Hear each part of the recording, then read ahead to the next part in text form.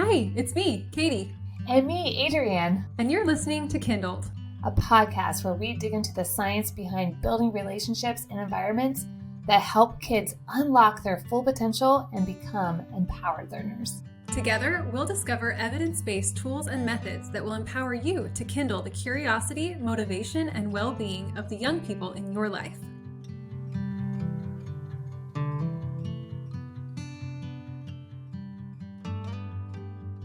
Welcome to KindlED. So excited to see you today, Kaity, because we're going to talk about my favorite topic ever. What's going on? How are you doing today?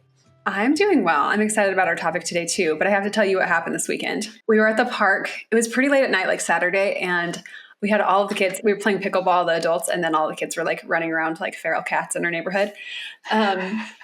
They were very safe. Don't worry. Feral cats. They were over playing on the park, and we just have this like big mass of kids running down, and my daughter, my 6-year-old daughter, is holding something in her hands. I'm like, oh no, what is this? And so she's like, I have a bird. She's like, I think I caught a chicken.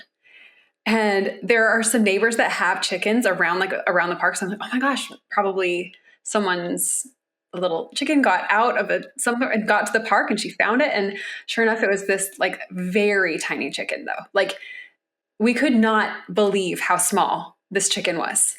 It was probably a day old, but it was running around. Like it wasn't like, it hadn't like just come out of the egg. It was like running around, very active, very spunky, very friendly. And so all the kids were holding it. And I was like texting all of the people that I know in the area that have chickens. We were taking pictures of it. And then I'm like, okay, well, we don't have any pets. We actually have like a pretty strict no pets rule, but Ida, my daughter, was just like in love with this chicken. And so our guides all have chickens. So people like brought me a heat lamp and chicken food and all of these things. And we like put it in a bucket and we were like, well, okay, we were trying to find, I could not handle having a chicken at my house. Like we're not pet people really. And it's you already said that. So you must really not be pet people. It's a big thing in our family. How not pet people we are. I love animals, but we just don't have pets in our house. We have too many other small pooping things right now. Maybe when they are older, we can talk about bringing other things into our house. But anyways, so we're thinking about how are we going to keep this chicken alive? It's like cheeping all night long. I'm like checking on it. I feel like I have a newborn again. And then I'm like Googling, I'm like, what kind of chicken is this? Because maybe if we know what kind of chicken it is, we can find whose chicken it is. And then I will not have to keep it. You can see my true motivations here. And so I'm Googling all these pictures and turns out it's not a chicken, it's a quail. Oh. Yeah, it's like a baby abandoned quail. And that's why it was so tiny. And you can even see it has like a little tiny poof on its head for like when its little flag thing grows in. Anyway, so we brought it to a bird rescue place yesterday. Wow. Because it's actually illegal to keep quail, turns out, which was great when my daughter was crying about giving the bird away. Like it's illegal to have this bird in our house. So, but here's what I learned from this. We were like so quickly attached to this thing. We loved it so much, right? Our little attachment brains are just like, oh, we got to take care of this thing. And especially my little girls were just like so in love with this quail. They named it Pickle because we found it when we were playing pickleball. And on the way home from the bird rescue place, they were just sobbing. They were so sad. I'm like, oh my gosh, we have not even had this thing for 12 hours. And yet we are like having all of these feelings. But I was thinking about this. I could have very easily said like, okay, it's just a bird. You haven't like even had the bird for more than 12 hours. Like just get over it essentially. Cause my ears did not like the crying. Right. But I didn't do that. I was able to just sit in that and enjoy the fact that my girls have really empathetic, deeply caring hearts. And in order to get that empathy that helps us really care about others, which eventually leads to us being able to, with our prefrontal cortexes, being able to regulate our behavior, because regulation or like inhibition of our behaviors is the product of being able to feel two things at one time, right? So like, I really want that toy. I love my brother, so I won't hit him. But until you can really feel those two things, those two big feelings, you can't inhibit your behavior. And so like knowing that my girls are little and they don't have this ability yet, they're just they feel one thing at a time, right? And those feelings are big and strong. But it's actually in their best interest to let them feel those things and to not try to inhibit their crying because I don't like the sound of it. Right. Or sugar-coated, or act like, the bird just disappeared, or like to be truthful and honest, I think is really important too. Yeah. To let them feel that. Yeah. And to point out, like, we're having this big feelings because you have a deeply caring, empathetic heart. And that's a huge strength, right? Instead of like, please just stop your behavior that I don't love, right? And that actually allowing space for that really helps them develop that part of their brain that's able to feel, right? Because if we can't feel anything, then we definitely can't feel two things, right? So we have to sit in our big feelings. And sometimes as adults, it's just really hard to do that because the big feelings are loud and they're uncomfortable for us and they're inconvenient for our schedules and all of these things. But just know that when you allow a child to have their big feelings and you are supportive and with them, that is doing a ton for their brain development. And it's kind of what we're going to talk about today. Absolutely. And Kaity, as I was thinking about this, you have all this knowledge, right? From reading books, watching YouTube videos, watching all the things, going through parent coaching training. You've digested so much of this information, so you can access it much quicker. But what about someone that this is brand new to them? Is it going to be as easy for them to access all of this information that you just downloaded to be able to show up for their kids when this happens? Definitely not. And there's like different phases of learning about this and then being able to actually put it into action, right? Because you're going to know things a lot more than you can actually do them for a long time. And I think it's just important that we're all really compassionate towards ourselves and give ourselves a lot of patience. And probably like the next time my kids cry, I'll be like, stop, get over it. Like we just had a window of success. It doesn't mean that this is like how I parent all the time. So yeah, just a lot of patience with yourself and learning as the path to being able to do better. I think a lot of us feel a lot of frustration with how we parent or how we teach or how we guide. And we get caught in these shame cycles of like, oh, I really lost my temper. I'm a yeller. Like, we'll identify as that. When those things aren't really super helpful, we just need to ask ourselves the question, like, man, why was that the best I was able to do in that situation? And what will help me do better next time? In the same way that you would want to ask that of a child, right? That's struggling. Why was that the best that they were able to produce in that moment with whatever resources they had on hand internally or externally? So just being compassionate to ourselves and to our kids. And there's so much information out there. That's why today we are going to dive into the autonomic nervous system. This is our interpretation of the autonomic nervous system based on all the things that we've read and this knowledge that we've gained over the years. And we are in this place where we've been able to practice it for a very long time.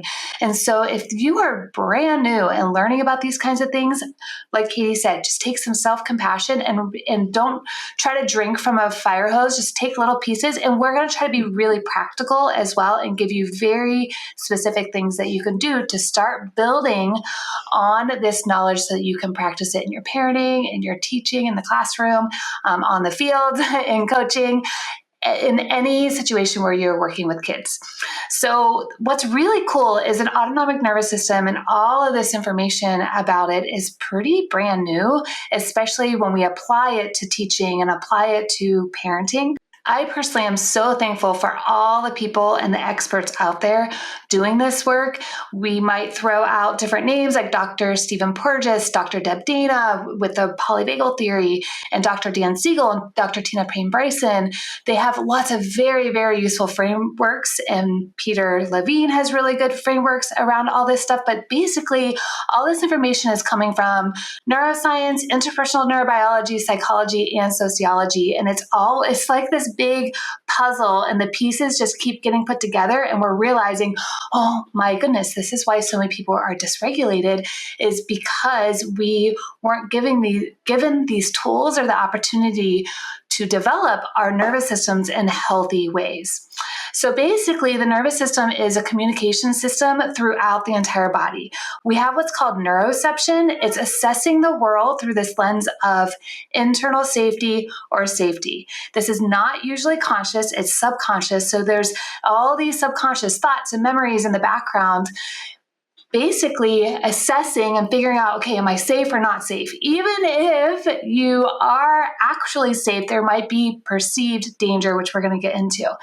And this nervous system of ours is constantly translating cues, and we're constantly looking for signals from the environment.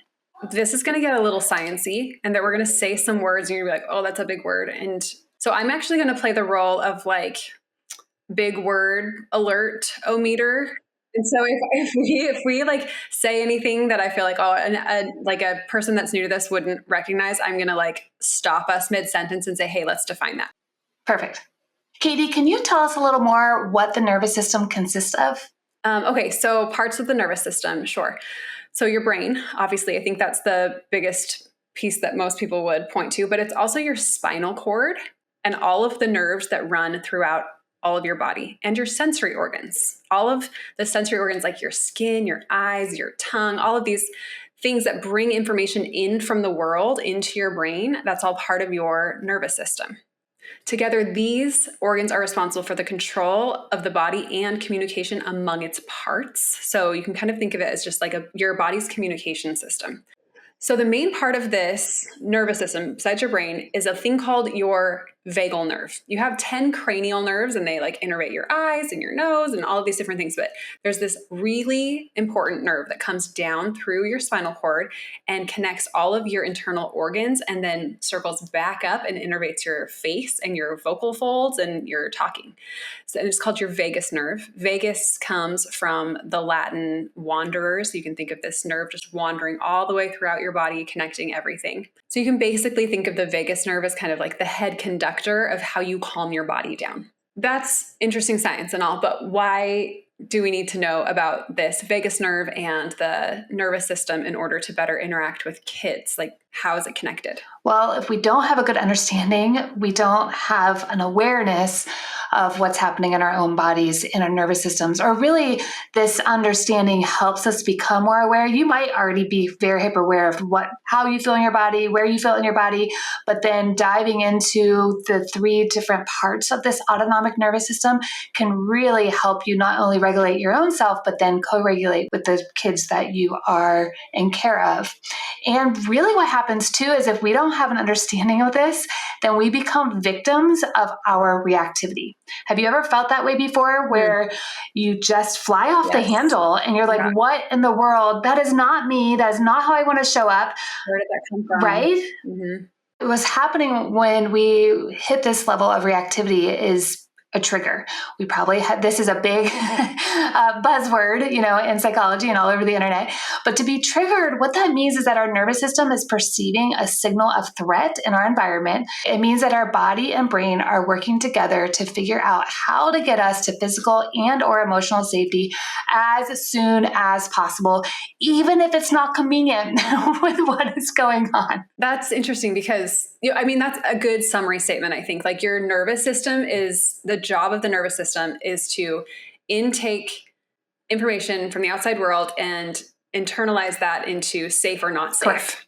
Right? Because if you are not safe, you need to react to that. You need to respond to your environment. And so this is like your body's alarm system for whether or not something needs to be done to keep you safe and to help you survive. It's like a very basic survival element of your body. Yes. And why this is so important that we as adults understand this when we're interacting with kids is because a lot of us adults did not get this as kids, as I stated before. So co-regulation means that our nervous systems are working together to become calm. Correct. Correct. There's this energy. That's why I struggle, honestly, with Zoom and Zoom meetings, is because my computer is not giving me any energy. I mean, I'm trying to get your energy through the computer, Kaity, but it's sometimes challenging for me. That's interesting. So if we didn't get this, the way we're wired is whenever we are born, we are wired to find regulation and attach to a caregiver, right? And so if we're not given this as children and as we develop into adults, then our brains and our bodies will translate safe cues as actually being dangerous. So this is why it's really important to understand this so that we can help our kids live in ways where they can develop this really strong vagal tone. You're going to ask me about that. We're going to break that down a little bit, and have full functioning nervous systems. Okay. So what I'm hearing you say is that not feeling safe in our bodies when we're little and not having access to co-regulation partners that help us get to that safety causes a sort of like imprint or memory in our bodies that like we're going to have safety issues, right? We're going to be a little bit more like tense around. Am I getting that? Yeah, Is that so kind of it's what you're like saying? a baby crying should not alert us to make us feel unsafe. But for a lot of people, that can trigger you to feel very unsafe in your body, or a child yelling in your face or hitting you or kicking you. What they're displaying is that their nervous systems are really, really underdeveloped and their impulse control is very underdeveloped. So we should be able to stay in a regulated state to co-regulate them out of that. But if we didn't get that as kids, then it's way harder. Does that make sense? Tell me if this is right. A caregiver that is providing for our co-regulation needs strengthens our nervous system in a way and helps us develop into an adult who can stay regulated through like whatever chaos is going on outside. But if we didn't have that, our adult nervous systems could in a way be seen as underdeveloped. And then we would not be available to actually act as a co-regulation partner for a child that has a developing nervous system. Right. And this is very interconnected to the belief systems that are created from a child, and having this like strong sense of self, or this strong sense of their perception actually being reality or not. This is all developed through this autonomic nervous system as a child, as they become fully developed. What can happen with this as well is that it can lead to the feeling to need to have control or exert power over children, because we are needing to try to regulate ourselves as adults because we didn't get this as kids. Definitely my lived experience. Like, I don't know if I know many adults that can that feel like, oh yeah, I can stay calm through any tantrum, any disrespect, any disobedience. Like, I don't know a lot of people like that. Right, because this information's very, very new. And in our culture, that was not what we were taught. We didn't know. So that's what you said at the very beginning. Once we know better, we can do better. And now we're knowing better. Right, and this is, once you start doing this, it totally makes sense. And no longer do I view my kids as having bad behavior or good behavior. I'm looking at their nervous system and their sense of safety. And it's incredible how much more they listen to me and make better choices, because that's all that they've needed all along, is this connection in their nervous system. And I think it's good to pause and say, like, the medical professionals and doctors that were advising our parents and grandparents did not have access to this information. Correct. Right? So there's no possible way that a mom in the 60s, 70s, 80s, 90s could have been trying to be a co-regulation partner for nervous systems, right? So we don't need to look back on, we can observe how we were raised and be like, oh yeah, that's out of alignment with current modern day science, but we really don't want to look back on that and think like, oh, or like what I did, if you're listening to this as a grandparent or someone who's finished raising their kids, to get caught in that shame cycle. Like, the science was simply not available. Right. And now it is becoming more and more well known that this is kind of what's going on internally, and just better ways that we can kind of come together and provide kids and adults what their nervous systems need to really have access to your higher self, or your best thinking, your prefrontal cortex, and really show up in a way that you want to show up. I think that we all want to show up. No one wants to be like the yeller, right? Well, sometimes you may find comfort in that, though, if you have always been a yeller. So that's something to note as well as, you may not up here think, oh, I don't want to be a yeller, but then when it feels good because it's a release in our nervous systems. So something we can really do is reflect. So I'd like to pause right now and just reflect. I'm going to ask this question to Kaity, but also think about your answer while you're listening or watching this. So can you recall a time in your family when your child, or say when you were teaching a student, was melting down and you became irritated, angry, or irate? And like, how did that play out? Yeah, totally. It didn't play out well. And I can't just pick one because there are thousands of opportunities for me to describe situations like that. Raising 4 small children and trying to work at the same time. I feel like my energy to like show up as my best self has been very low. And a lot of times, and this is true of many moms, it's like you're trying to parent this young human and you're also pregnant at the same time or nursing or something. There's lots of drains. You're not sleeping. Like there's lots of drains on you as a mom or as a teacher. You have 30 little nervous systems running around, all needing different things. And it's very overwhelming, right? So it's very understandable that we would lose it sometimes. Okay, so I probably had like a 3-year-old, a 1-year-old, and I was pregnant. And my 3-year-old if anyone else out there that has 2 kids, you'll know that as soon as you have your second kid, your oldest kid is now an adult. Like you need him to do all sorts of things. And like I'd never lived through the course of development in a child before because you can't, like as your oldest, and I'm the youngest child. So I'd never actually watched anyone grow up or like go through this developmental sequence. So I had all these expectations of my oldest, who's like barely 3, to totally take care of himself and be independent because I just needed him to be that way because I was tired. We're getting very real here on Kindle today. So he was losing it and he was getting super violent. And that is very, we'll say, triggering for me. Like here I am pregnant with a 1-year-old and he's like kicking, biting, screaming, hitting, like all of this stuff. Like it's not safe for my pregnant body to like be in the mix with him, right? And so I literally just had to take my 1-year-old and myself and go in a different room and like close the door. And like I tried to talk to him calmly through the door so he wasn't alone, but like it literally was not safe. He was just totally losing it. And I did not know what to do. And I felt terrible about how I was handling it. I was just at a loss. I just did not know. I did not have the skills or knowledge to handle that then, or like the capacity to get calm. I was so mad. And I just like feel this like rage in my body that like wanted, like literally separating myself from the child was the healthiest thing that we could have done in that situation. But yeah, that's kind of what it looks like. A really awesome exercise is to revisit that and think about, okay, now with all the knowledge you have and understanding how to access your higher self and understanding, okay, I know what part of the nervous system was in charge. Replay that and what could you have done? This is really, really powerful because we're going to talk a little bit more about this. It's going to help us be prepared for when these things happen again.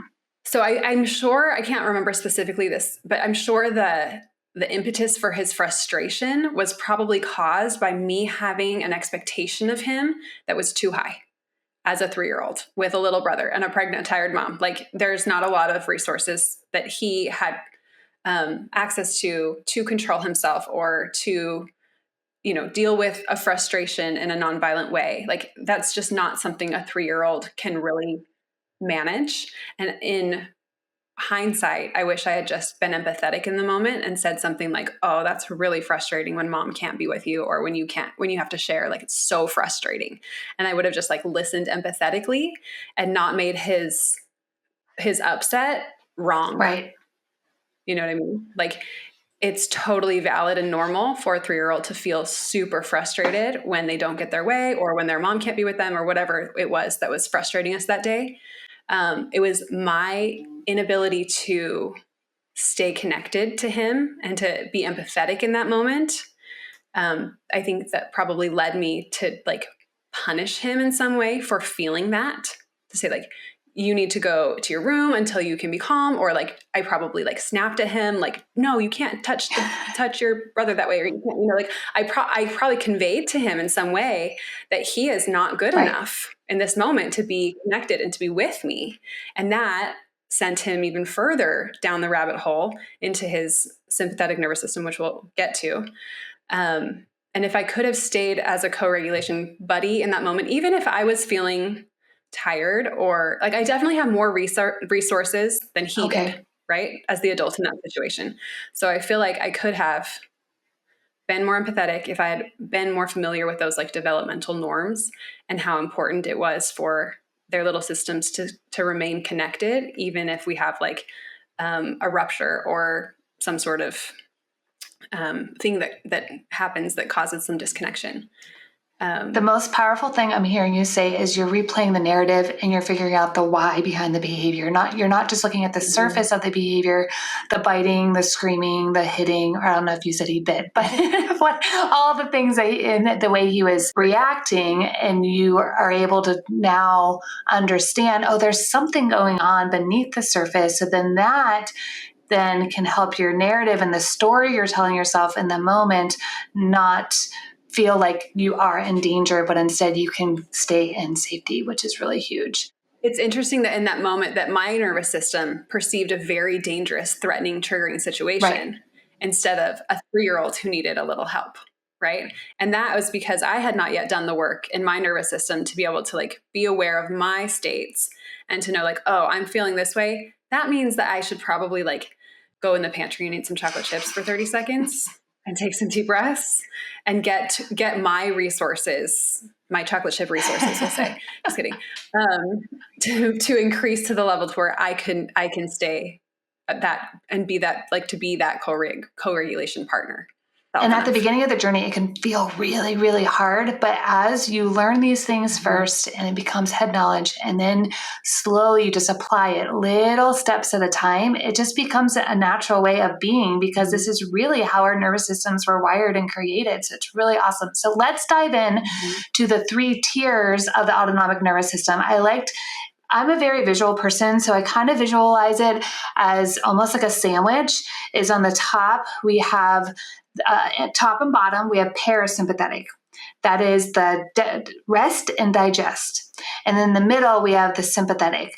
That is the activate mode. So we have, I'm going to say some sciencey words. I'm ready. Okay. So we can also think of this as like a ladder. So on the top part of the ladder, we have the ventral vagal system. Ventral then is going to be our top side, and that is going to be where we can access this calm. And a phrase I really like, and this makes it much easier to understand, is social engagement system. So when we're in our ventral vagal, we can be social, we can collaborate, we can really be able to understand each other, and you're engaging socially. Okay, so let me summarize what I just heard you say. Ventral, or when you're in your ventral nerve. Ventral state. It's a part of it's a ventral state. So I'm just like, this is my learning. We're talking about your vagus nerve. There are different branches of your vagus nerve. Correct. So when you're in the ventral part of your vagal nerve, when that part is active, you'll be highly socially engaging. You'll be able to manage yourself. You'll be connected to your prefrontal cortex. You'll be able to think, solve problems, feel curious, feel like you want to go explore. Is this on track? And this is when we can be fully present and connected. This is when we can access love, safety, groundedness. We can have good eye contact, a soft, gentle tone of voice. And as you mentioned before, is how this nerve goes out to even like our face. So our nonverbal communication, our face communicates so much. So when we're in ventral vagal state, we can really have a loving, warm look on our face, and our eyes are bright, and our kids want to connect with us. This is our state of inner safety when we have nonverbal cues, cooperation, as I mentioned. And this ventral state is grown and strengthened through consistent, reliable, and dependable relationships which we talk about secure attachment. And we can really live in this mindset of relationship comes first, not compliance or obedience or power or control, but my relationship with my child, my spouse, with my friend comes first. So this makes sense to me. That it's helping me to like summarize what you're saying. So essentially, if the nervous system is our body's mechanism by which it keeps us safe, it's not going to let us do all of these things if we're being chased by a mountain lion, or if we need to be like in full like shut down, like play dead mode because we're being attacked, right? So it's only when these other like safety cues have been satiated that we are able to engage in this way. Correct. Is that accurate? It's very accurate. Okay, cool. So then now we're going to move and talk about the sympathetic, which is mobilization or fight or flight. So Kaity, can you break that down for us? We're talking about the ventral vagal branch. And now we're going to move like one step back, and you're going to want to think about this kind of middle of the ladder. We have this kind of ladder analogy going. Middle of the ladder being your autonomic nervous system. So you're going to respond to something. You're going to mobilize. And this might look like a fight, like there's a bear, I'm going to fight the bear, or there's a bear, I'm going to run away, right? So we have this fight or flight kind of, so this is where you'll see like your blood pressure increase, your body temperature is going to rise. In kids, this is going to look like they're bouncing off the walls. Like they might be fighting and they might be running away, but it can also just be like a nervous kind of excited energy. And the funniest application of this is going back to this very dysregulated 3-year-old and dysregulated mom story. When I would do something or talk to my son when he was being disobedient, he would laugh at me. And I would get so mad. But laughing is just another way to like try to get back into your ventral. You're in your sympathetic and you're trying to get back into your ventral mode. And so he doesn't know how to cope with my negative, scary like presentation. And so he just starts laughing because his nervous system is just trying to respond, and it's immature. So that's a mechanism that kids use to deal with the world when it's too scary or too overwhelming. And that is really triggering for adults because we interpret that as disrespect or like they don't care. Yeah, another mechanism too is, that's actually a really good thing when your teenager does that, because that's their nervous system releasing this energy. But if we have a narrative or a story telling us that's disrespectful, then we try to stop that. Or even if you make those noises like, that's actually really, really good. Your nervous system is trying to regulate itself. Yeah. So we don't want to try to stop that energy, right? We just want to be like, we just want to accept that that's where we're at. And we want to go back to kind of, in past episodes, we've talked about seeing a child as like a plant, and all how they're manifesting as just information. So all of that laughing when it's inappropriate, or sighing, or any like facial stuff, like they're just processing, they're in their sympathetic nervous system, and they're not wrong to be there. And they're not disrespectful because they're there, right? So we have to kind of pull apart these labels and just view those things as information, and then ask the question, okay, like they're in that stage, their sympathetic nervous system. What do I need to do to help them come back, right?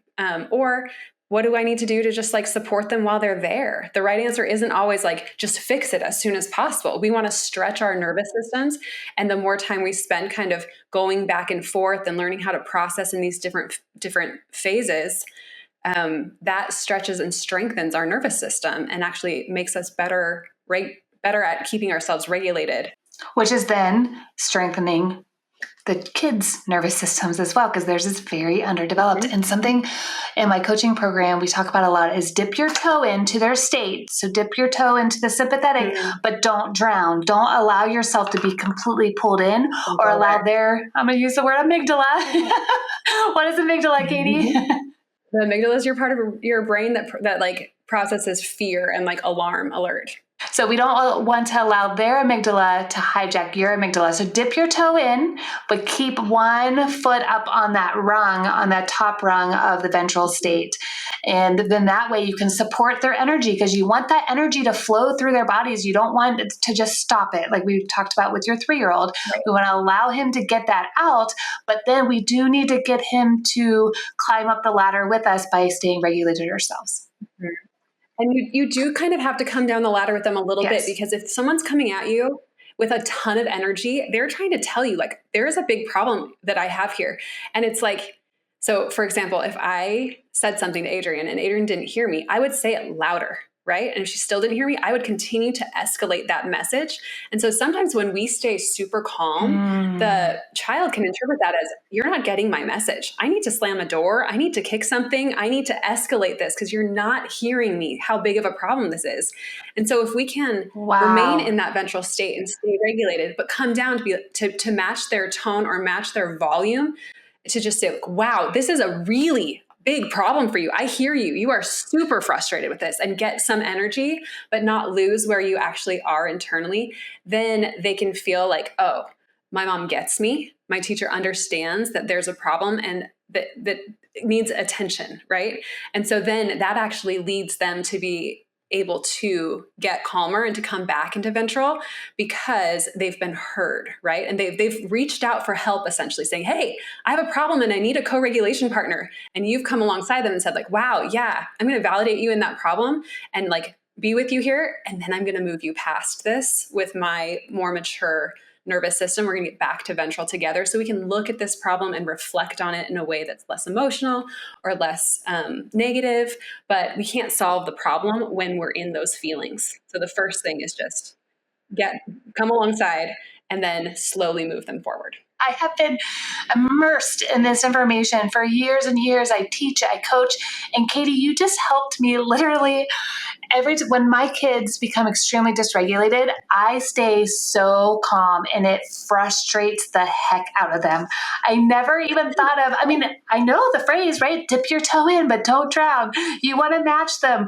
Mm-hmm. It wasn't until I heard you just say that, I was like, oh my gosh, I'm not matching their energy. I'm allowing their energy to get out, but I'm staying so calm. And I have this really calm tone of voice that my 13-year-old just last night, will you stop talking like that? Why are you so right, but I have to be careful though too, because if I match his, then I get sucked in, man. Totally. I do. We can bring you in, yeah. Totally. I totally get sucked into the vortex. So now let's talk about the other side of the parasympathetic, which is the dorsal vagal. Definition. Ventral means forward or front, right? So you can think of like when you're in social engagement, you're moving forwards towards things. Dorsal means back. So you're retreating, you're closing doors, you're immobilizing. So that's a good And you can think of a dorsal fin on like a dolphin on the back, on their back. On the back of the dolphin. Yeah, they can help. So this is whenever you become shut down or you go into the freeze response or faint response. And this is because your system is shutting down just like a robot. And your blood pressure actually decreases so enough oxygen can get to the brain to keep you stable. And the person then can tune other voices out, may not respond to invitations to engage. You actually can have low muscle tone, low energy. This is where like depression lives, is down into this dorsal state. So when the body is connected to inner safety, the dorsal vagus nerve supports our body to gently move back and forth between high energy. So the dorsal vagus is still good. Like it helps us move back and forth if we have inner safety. But if we don't have inner safety, if we're under a ton of stress, and if we've lived in chronic stress for very long time, then the dorsal vagal literally just shuts down the whole system. It's kind of like a opossum where they play dead. And this is so interesting because sometimes when you are really like, when you've lost it with a kid and they're just staring at you deer in the headlights and you're like, stop doing the thing you're doing. Like they literally are so afraid and they're in this nervous system state, this dorsal state, where their body is literally frozen and they can't, like they're not in control. They're not being disobedient. They literally can't move their body to do the thing that you want them to do. And so you sometimes it's easy to read that like continued disobedience as continued disrespect, which then just triggers you even more and sends them further into dorsal. So can you kind of start to see like how seeing kids and behavior this way helps you know what you actually need to do to get the results you want? right? Because we just end up fighting ourselves by not understanding this. And that's kind of been the biggest take home for me is like, wow, just looking at kids through this lens helps my interactions, my behavior, my words, like whatever I choose to do, actually be more effective. It's not just like, oh, great, I'm not a yeller anymore, I can stay calm. That's not the goal. The goal is whatever your goal is in real life. Like, do we need to do the homework? Do we need to get out the door? Do we need to, like, all of those real life things? Seeing the child this way and yourself this way and being understanding and compassionate of both nervous systems can kind of help redefine how we do life together. It's like so huge if we can just step back and see it this way. And it helps us make sense of why we have behaved or why we resort to yelling or why we resort to, it totally makes sense, right? It does make sense. And that is the biggest thing. Like, imagine like something traumatic happens in your life and you go to your friend and you're like, this is happening, or you're telling them the problem. All you want them to do is to say like, that stinks. That's super understandable that you would feel that way, right? All humans are seeking understanding. They want to be understood. They're like, this stuff is going on inside and I would like to take this outside and see, like we're very social creatures. So when we co-regulate together, when we seek understanding, that is very calming to us. Even if it doesn't solve the problem, it doesn't make you less sad. It actually changes the way that you experience that trauma or shock, whatever it is you're going through, because you have someone to like witness that you're going through that. There's like a witness of that pain or that trauma, and that in and of itself helps you move through that. And so even if a kid is overreacting, I hate that word, but they are reacting, and then we have judged it as an overreaction. Correct. That's what overreacting means. They're seeking understanding, and we're not giving it to them. We're saying, no, your feelings are not justified. And we do this. I think it's understandable that we do this because we all have values that we are living by and then sharing with our kids, like perseverance or hard work or honesty. So when someone lies, for example, like we want to take that core value and say like, no, there's no room here for understanding because right. A lie is a lie is a lie. And all that child really needs is for someone to say like, lying was wrong, but I understand why you lied. You're trying to solve a problem. Yeah. It's like, yeah, you felt scared. You felt backed into a corner. I bet that was really hard for you. And you did the wrong thing, right? But I'm here and our relationship is tolerant of that. And that creates enough safety in the child to know that next time I feel backed into a corner like that and that I need to lie, actually there's this safe space like where I can be honest and maintain this relationship and move back into safety. And you've just demonstrated a different loop for them than they thought, than they had imagined, essentially, which caused their bad behavior. I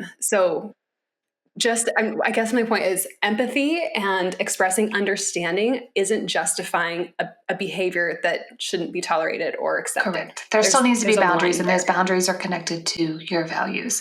And circling back to dorsal vagal, so what this can look like in a child is not listening, or we may label them as being lazy, and this is whenever a child just cannot connect with you. And so Kaity just beautifully illustrated how we can help a child whenever they're in dorsal vagal. The biggest thing is having empathy, being aware and having this acceptance of where they are and releasing fear. We go into these fear and shame cycles that can really prevent us from showing up. And we want to really seek connection and co-regulation with healthy, strong nervous systems. We kind of borrow their ventral energy. So to get to ventral, though, you do have to move. So from dorsal, so think of it again as a ladder. So we have dorsal on the bottom that's shut down. You have to move through this mobilization, through this energy of the sympathetic to get to the higher state, which is ventral. So this could look like lashing out or tears or crying. So if a child is super shut down and then they start crying, that's a good thing. That means they're moving into a higher state of self. Mm-hmm. And that's tricky because you can sometimes read dorsal as calm because it doesn't look like that, so that can be. So how can you discern that though? What's a good way of discerning that? Yeah. I mean, I think that when you're in ventral, there's a calmness that is also positive. It's not like an apathy. Right. Right.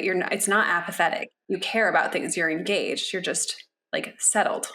But with this dorsal, it's more like, it's definitely negative, and it's like, I don't know, like the best, it's like a rock that doesn't move. Or Eeyore. It's just like heavy. Just Yeah, like kind of Eeyore. like Eeyore, just this low state of energy and eyes.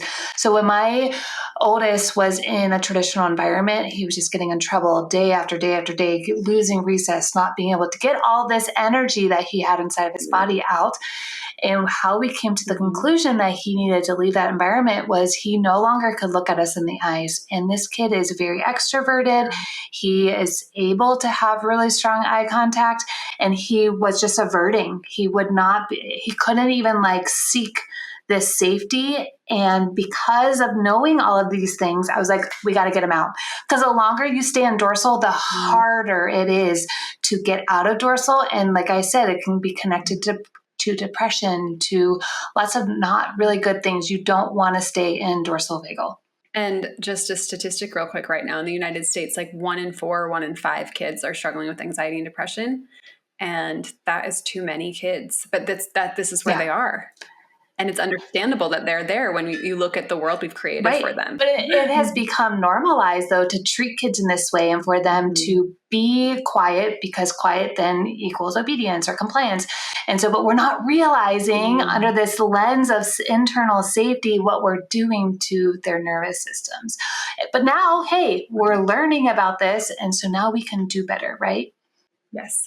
So let's talk about some tools that we can use to strengthen these nervous systems and like move us up and down the ladder. Yes. Is that good? Perfect. Okay.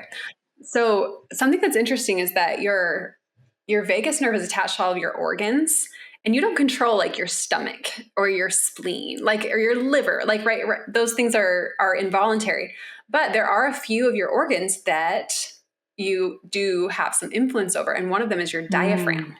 And so when you choose to take really slow breaths, this is why breathing and like mindfulness is so important and like very popular right now as a method for calming down, is because I can consciously control my breathing. And then that sends a sensory input into my vagus nerve that actually runs back up to my brain that says like, hey, everything's okay. Like we're like doing calm breathing right now. And I think that means everything's fine.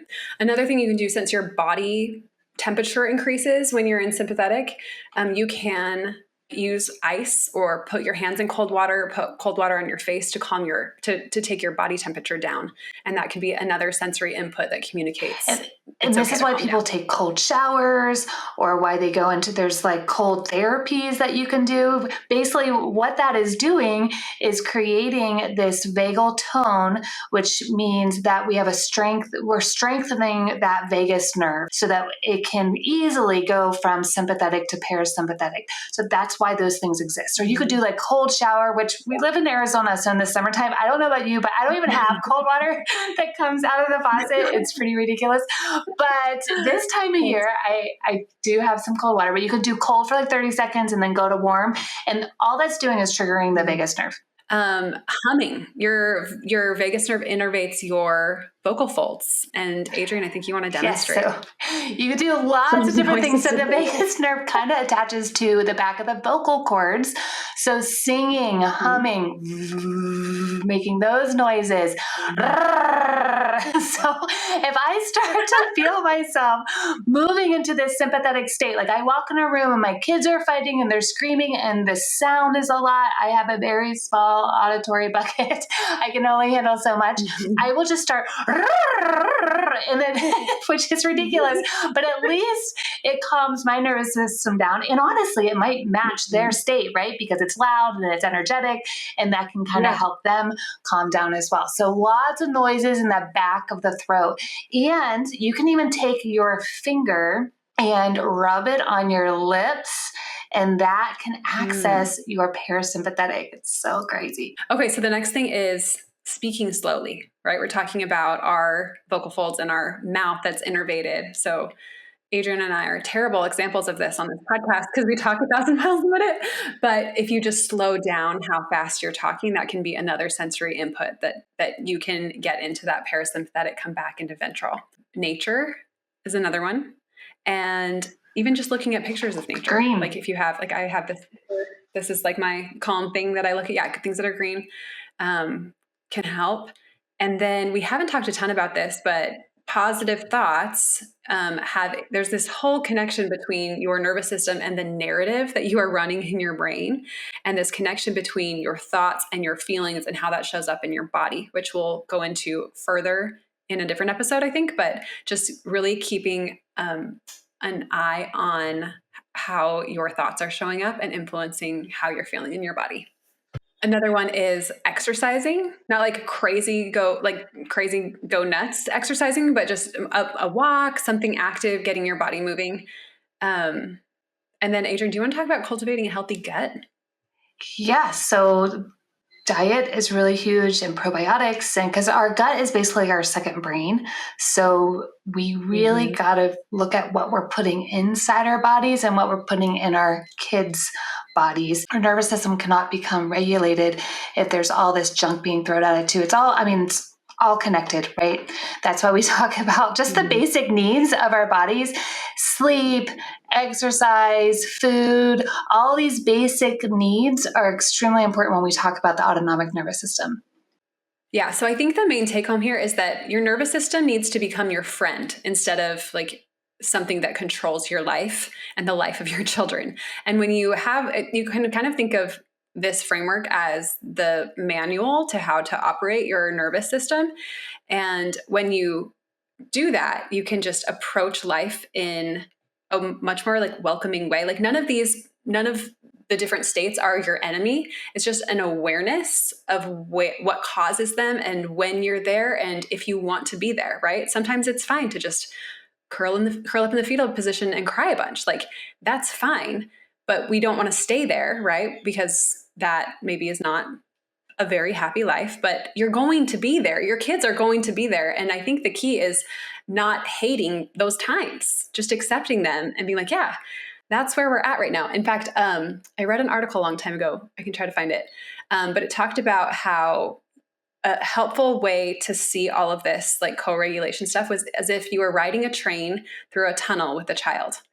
And instead of thinking like, we got to stop this train, we got to get out of this tunnel. It's like, nope, we're just going to be together and we're going to get through the tunnel. And then, we'll move on with our lives. But it's like, if you never go through the tunnel, then you're always afraid of the tunnel. You're afraid of sadness. You're afraid of big feelings. And then when they come, that's really triggering for you, right? But if you can just feel those feelings and stay together and connected through those feelings, then the nervous system learns that these big feelings, even if they're negative feelings, are not unsafe. And that can help us experience, life is going to happen, right? There's going to be trauma. There's going to be sad things that happen. It's not about not experiencing those things and just being happy all the time. It's about staying together and using those things to grow, to come closer to each other as families, as classrooms, as microschools, whatever your community is, using those to bond. And that teaches the brain that these traumas aren't as dangerous or as unsafe as we maybe thought they were, because we experienced them and we experienced them in a supportive, connective way. I love asking my 6-year-old this is something I've taught him. So of course I love it. No kidding. But I'll ask him, what are emotions like? And he'll say, they're like waves. They come and they go. And what's important is we want to feel into these waves, even when they're uncomfortable and they don't feel good, feel into them, because what happens is the feeling creates cellular safety inch by inch, and we just grow and develop, and then we can handle things much better. And, we cannot live in this ventral state all day long. It's not possible. We're human. We're constantly looking at our environment and just reading these cues all day long, and our environment's going to be changing. So there's no possible way we can just stay calm all day long. But it's really important, like Kaity said, for us to just recognize it and sit in it. And remember that we can strengthen our nervous systems so that we have more and more access to this ventral and this calm state, which then honestly leads to strong states of mental health. Like Kaity mentioned, of how many kids are suffering from anxiety and depression. I don't know what the statistic for adults is, but I'm sure it's just as much. And this is the key. I'm telling you, understanding the nervous system and being able to apply these things and building your vagal tone is really the key to feeling good in our bodies and feeling good in our relationships. The mic. This was really overwhelming, like, don't worry. This is just like the first kind of time we're going to talk through this, but we have future episodes where I talk to some more experts about this and really develop these ideas. Like I said at the very beginning, there are so many incredible people doing this work and getting it out to people. And so we reference a lot of people's work. And this episode is Deborah N. Wilson, which we're going to be talking to soon. She has a book called The Polyvagal Path to Joyful Learning. Dr. Deb Dana, Stephen Porges, Dr. Mona Delahook, Dr. Dan Siegel, and Dr. Tina Payne Bryson. So all these people have been getting this work, translating it, and getting out to the masses so that we really can reach these better mental states of health. And we'll make sure that if we reference something that we put it in the show notes so you can follow Absolutely. up and get the information.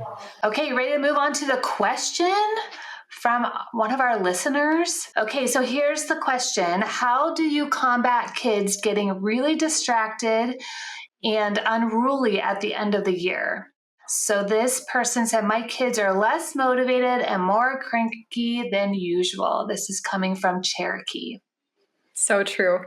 And I'm sure if you're a classroom teacher or if you're a microschool guide or anything, you're feeling this like end of year energy right now that like is just going to explode. And I think this like is so closely tied into what we talked about today. The kids are telling you where they're at in their nervous systems. And if you can see like, oh, there's nothing wrong or there's nothing really to fix here necessarily, it's just where we're at. And it's very understandable that, you know, they've been working really hard. They've been sitting in those desks or not sitting in their desks, depending on where they go to school. But there's been a lot of like buildup to their progress and their growth. And it's just kind of all kind of coming to a head, and they're probably not going to know how to react to that, right? So if they're feeling overwhelmed in their nervous systems by all of that stuff that's going on, and it's not just school, right? Like baseball's wrapping up, all their sports things are like everything's, they might have fun summer plans that they're looking forward to. There's a lot of stuff to process in their bodies, and it's understandable that they might be trying to cope with that in a variety of ways. So distractedness or like not engaging, that is a form of avoidance, right? It's like, well, that feels overwhelming to me to just either maybe they're at their end of the rope and they've been pushing super hard to get things done, and they're just kind of feeling like, man, I just run a big race, you know? And it's fine if it's understandable if they're feeling like, and I can't really look at that work anymore. Like I feel this way a lot in my work where it's like, I'll do a big sprint. It's like, if I open that document, I think I might puke because I'm just like, I might puke. So obsessed with that like work. And now it's like, I need to put it to the side. I need to go outside. I need a change of pace. And so that is all just really understandable. And maybe the way to deal with that is to just understand it and to make room for it. Like let the kids go outside. Like they have been working really hard. Help them channel that energy into a way that is acceptable in whatever situation you're in. What would you say, Adriane? Get curious. I sing this a lot, which is helping trigger my vagus nerve, but curious, like, get curious. So if I start to curious about your own nervous system and your own thoughts and your own beliefs that are tied to, do you have shoulds? Like, oh, the kids should be doing this right now, you know, being curious about your own inner state. And then being curious, like Katie basically said, is being curious about the kids' states. And she illustrated this so well with the 3-year-old, and just replaying that and understanding where he was at that time and just, trying to figure out like, what's happening for these kids and then allowing it to just be. I think that is really important too, and not just try to fix things all the time because that causes us to get stuck and sympathetic. Yeah. Another way to help kids, if this is like a sympathetic nervous system reaction, get back into their parasympathetic or ventral state, is to give them some control over it. And to just come in instead of saying like, hey, we need to get all this stuff done, or like, you know, you guys need to pay attention. Just say, I'm noticing that this is happening. What's going on for everyone? And giving them a moment to like air these things like, well, I just like, I'm so excited, or like, I'm really nervous because I have this coming up. Like give space to that. And then put the problem back to them. It's like, I know, okay, those are all really valid reasons to feel these ways. what are we going to do? Because we still have 3 weeks of school and, like we still need to make this progress. This is still our goal. This is still a learning community. We still need to use our time productively. Like, what's that going to look like? And how can we all problem solve that together instead of like coming in with your own sympathetic nervous system that you have to control and make them be a certain thing. Really give the problem back to them and then hand over some control, because that control is actually going to help calm them down. Yeah. Another mic drop. That's awesome. Thank you for that question, Cherokee. It was super interesting and I'm sure a very timely thing for lots of people. So next up, we are going to announce our next Spark Squad nomination. This week's Spark Squad nominee is Jamie Dennett. Jamie runs a microschool with a highly neurodivergent population. She treats every student as a human being first. She works collaboratively with parents to make sure she's doing everything she can to best support them and to teach the rest of her group about diverse needs and inclusion. She's eager to learn and to get new ideas for addressing student concerns, and her students thrive because she meets them where they are at and implements strategies as they are meant to be implemented with empathy at the core. There's no ego in what she does, which is rare to find. So thank you, Jamie Dennett, for all the work that you are doing with your kiddos. It is seen and appreciated. And welcome to the Spark Squad. So that's it for today. We hope you've enjoyed this episode. Don't forget to subscribe to KindlED wherever you get your podcasts. Leave us a review, rate us, or share your favorite episode on social media and tag us at PrendaLearn. For more KindlED content, head on over to prenda.com/KindlED and subscribe to the KindlED newsletter. Thanks for listening, and don't forget to email us your questions, concerns, anything you want coaching with. You saw how we just did a coaching question. Send your questions in. Also, send us your Spark Squad nominations, and all of that can just come to podcast@prenda.com. Thanks for listening, and remember to keep kindling.